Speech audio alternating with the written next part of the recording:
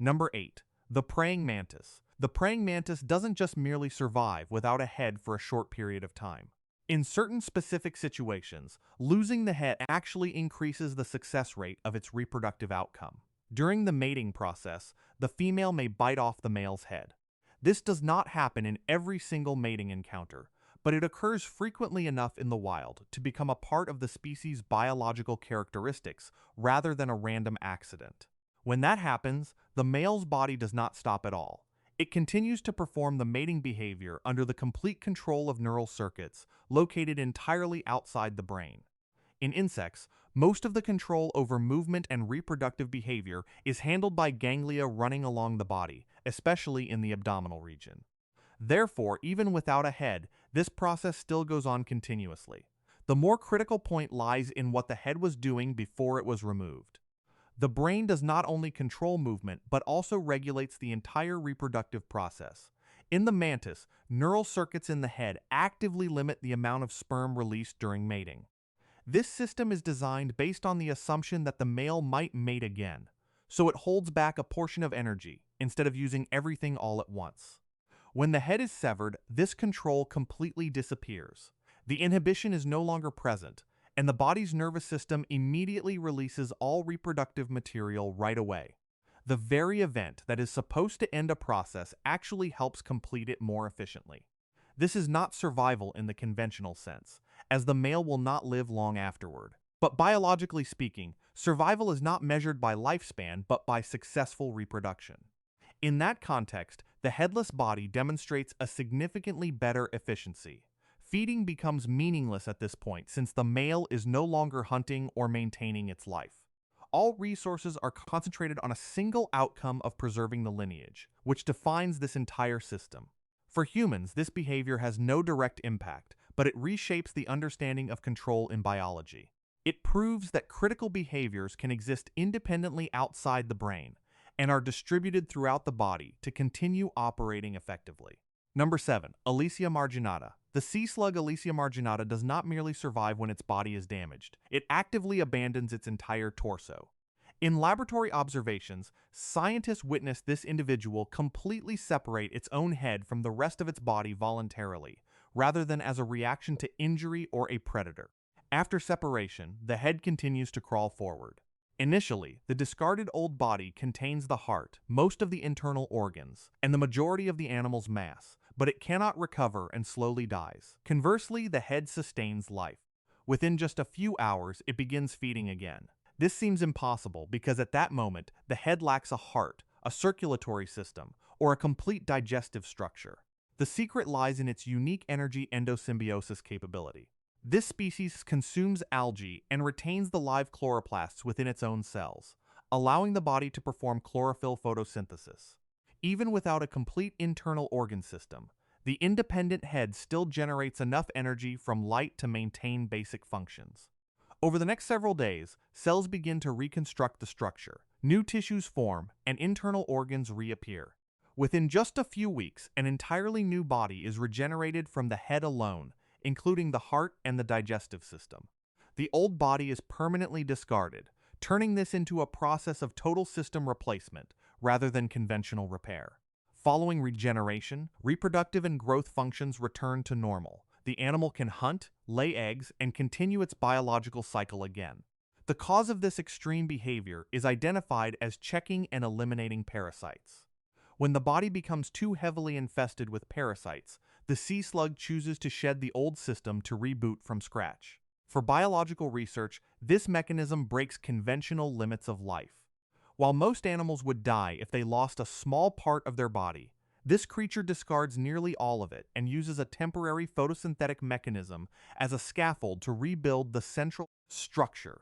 It proves that the control center can operate independently and carry the entire design code to regenerate the organism's complete epithelial system. Number 6. The cockroach. The cockroach does not survive without a head because it is resilient. It survives because its system was never designed to depend on a head. In most animals, the brain is the supreme command center. Lose it and everything stops. But in the cockroach, control is distributed. Running along its body are ganglia, functioning as independent local processors. Each body segment handles movement and reflexes without waiting for commands from the brain. When the head is lost, the control circuits keep running, the legs still coordinate steps, and the body still rights itself when flipped. But movement is not everything. The crucial factor keeping it alive lies in its respiratory mechanism. Cockroaches have no lungs and require no brain-controlled breathing rhythm. Air enters directly through spiracles along the sides of the body and diffuses into the tissues. Its open circulatory system also operates without blood vessel pressure. Hemolymph simply bathes the organs directly.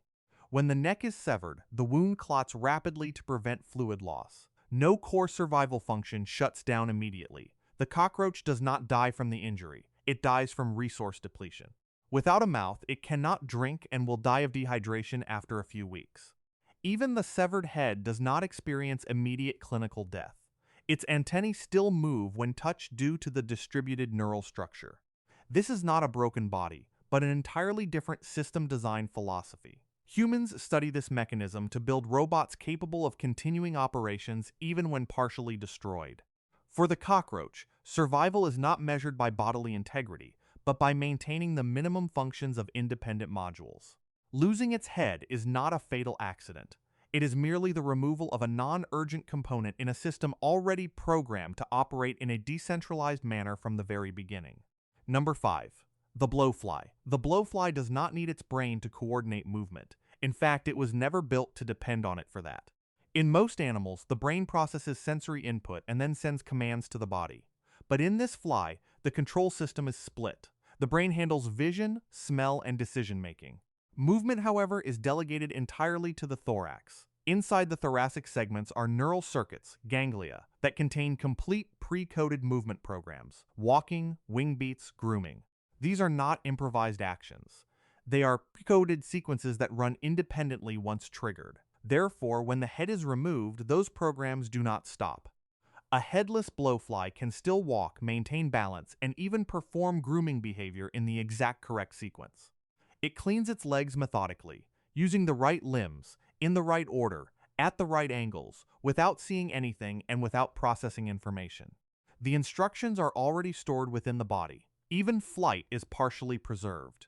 If the body is launched into the air, the wings still beat in precise, coordinated patterns. The thoracic circuitry knows how to run the system. It just does not know when to start or stop on its own. The body needs an external stimulus. Once activated, it executes. Feeding, however, cannot continue. Without a head, there is no intake, no way to process food. Like other insects, its survival time is limited not by a loss of control, but by a loss of access. Energy runs out and the system stops. Reproduction also depends on coordination that goes beyond simple motor patterns, so it cannot continue after decapitation. The body can move, but it cannot complete its biological purpose. This highlights a fundamental reality. This is not a system built to survive without a head. This is a system optimized for efficiency, where complex actions are broken down into local programs that do not require central intervention. For humans, this shifts how control is understood. This is the reality of modular behavior. When the brain is not the sole operator, losing it does not immediately stop the system. The programs keep running until the energy is completely depleted. Number 4. The planarian. The planarian does not view the loss of its head as the end of life. The biological system of this organism is engineered to process the most severe structural damage through a precise regenerative mechanism. When an individual is cut in half or loses its head entirely, pluripotent stem cells, known as neoblasts, immediately receive signals and migrate to the injury site. Within a few days, a specialized tissue region called a blastema forms, initiating the differentiation and reconstruction of complex organs, from eyes and nerve ganglia to a fully functional brain. However, the uniqueness of the planarian does not stop at physical morphogenesis. Experimental studies have demonstrated a phenomenon that challenges traditional neurological theories: the existence of extrabrainal memory. Prior to decapitation, the planarians were trained to tolerate an artificial light environment that they naturally tend to avoid by instinct. After the central organ storing the old neural connections was completely removed, the headless body continued to retain and exhibit the learned behavior once the new head regrew. Their adaptation rate significantly outperformed that of untrained individuals. This confirms that information and memory are not encoded exclusively within the neural network of the brain. This storage mechanism is distributed along the bodily tissues, operating through epigenetic signals, cellular bioelectric networks, or stable biochemical molecular structures. As the new head is established, the newly formed central nervous system links and synchronizes with the pre-existing data from the old body. Feeding and foraging resume as soon as the sensory receptors on the head mature, returning the organism to its normal life cycle. For modern biomedical research, the planarian system opens up an entirely new perspective on how information operates within living systems. The brain does not hold an exclusive monopoly over memory or absolute control.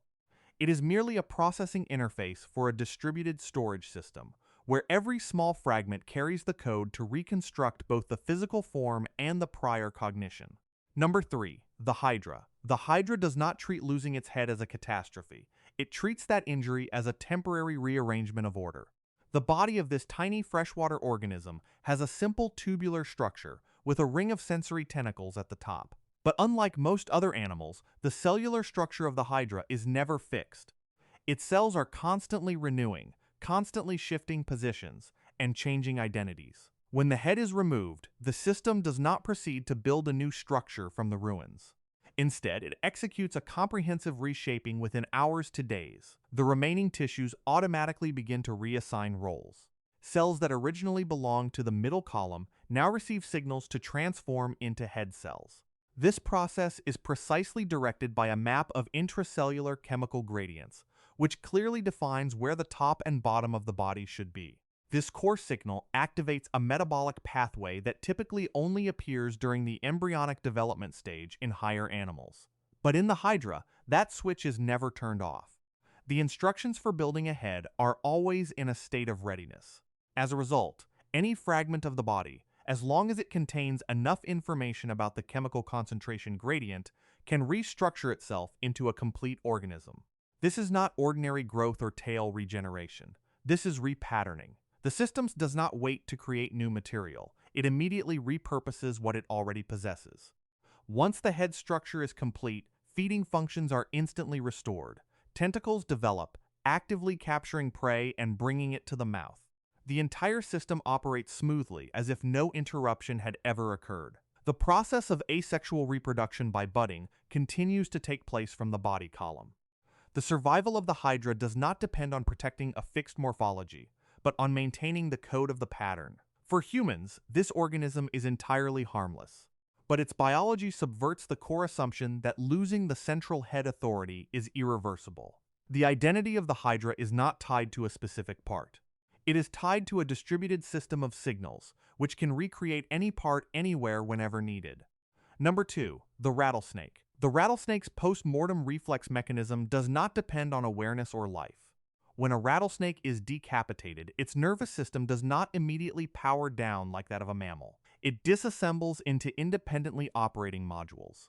The head of a rattlesnake does not need a brain to trigger a bite. It requires only a single physical trigger: contact. In most higher animals, striking is a complex decision. It requires the brain to process visual information, calculate distance, time the movement, and transmit commands down to the muscles. But in venomous snakes, this behavior is pre-programmed into a reflex arc. This is a closed neural loop that runs directly through the spinal cord, bypassing cerebral intervention entirely. When the head is severed, this loop remains in a state of direct readiness.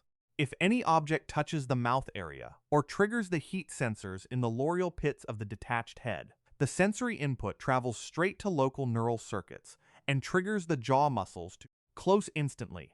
There is no awareness, no intentional targeting, just stimulus and automatic response.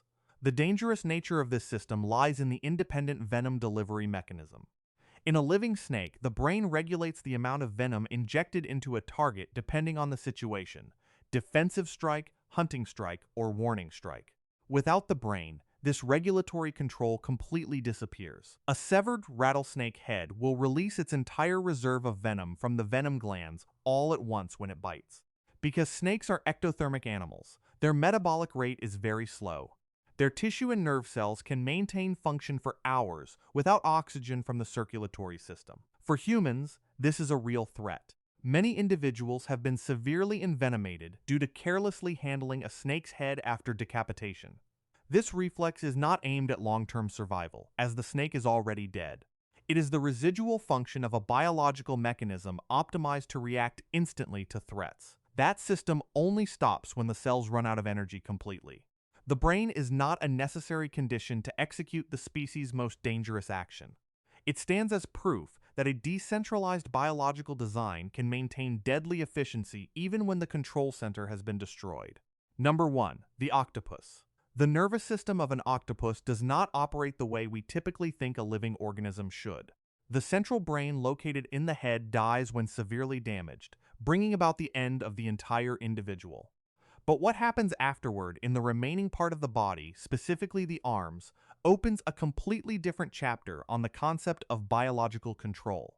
Nearly 2/3 of an octopus's neurons are located in its limbs rather than being concentrated in its head. Each arm possesses a closed loop of neural circuitry, capable of processing information and making independent decisions without waiting for commands from the center. When an arm is severed from the body, it does not immediately turn into an inert piece of flesh. This system continues to maintain activity, responding to physical stimuli, recognizing chemical signals, and contracting or extending in complex patterns for up to hours. The marvel lies in the fact that the detached arm does not just move unconsciously, it executes purposeful behavior. It can grasp objects tightly, attempt to navigate around obstacles, and even try to guide food toward the location where the animal's mouth would normally be. This entire sequence of maneuvers takes place without eyes to see, without a brain to orient, and without any knowledge of where the rest of the body is. The instructions for these actions are encoded and stored locally on site. The arm does not need to ask the brain what to do. It already knows the answer. In nature, this decentralized mechanism is used as an active survival tactic. When facing danger, an octopus can voluntarily drop an arm to distract predators. The severed arm continues to writhe continuously, creating a false movement to draw attention while the animal escapes. The lost body part is not merely discarded. It is deployed as an autonomous decoy. The energy intake process certainly cannot continue on this isolated limb because there is no longer a connection to the digestive system. Energy eventually depletes, and all activity stops completely. For humans, this mechanism poses no direct threat, but it overturns traditional principles of system design. It proves that a network does not require a single supreme command center to operate effectively. When energy and computing power are deeply embedded into each peripheral branch, components of the system can still function independently even when separated from the global whole.